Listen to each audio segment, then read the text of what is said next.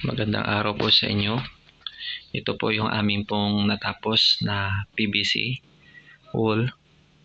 Ayan po, kung makikita po ninyo, napakaganda po niyan. Ayan po. At ayan po ay kisame, pagpapasensyahan nyo na po ang aking pong camera. Yan po ay PVC wall din po, PVC ceiling. Ayan po. Ito naman po ang poste niyan. Yan po ay PVC din po. Mula po hanggang baba. Ayan po.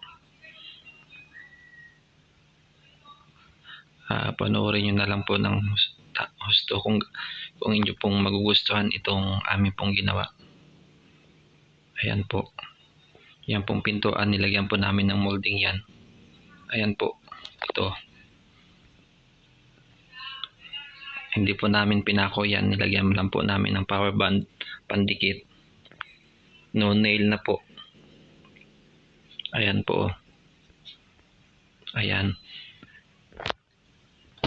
Naman po yung kabilang kwarto na amin pong sinisimulan. Kung mapapansin po ninyo ay meron po ito mga metal paring sapagkat ang simento po ay hindi pantay.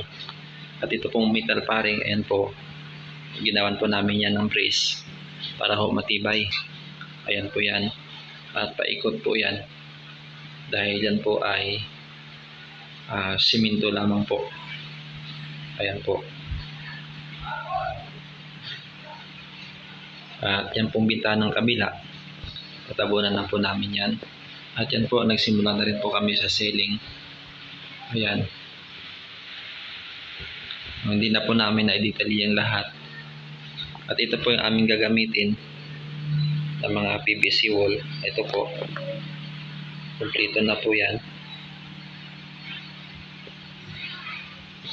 At i-update na lang po namin kayo sa susunod po na mga video sa mga natapos po namin. Maraming salamat po sa inyo pong panonood. Please subscribe this video.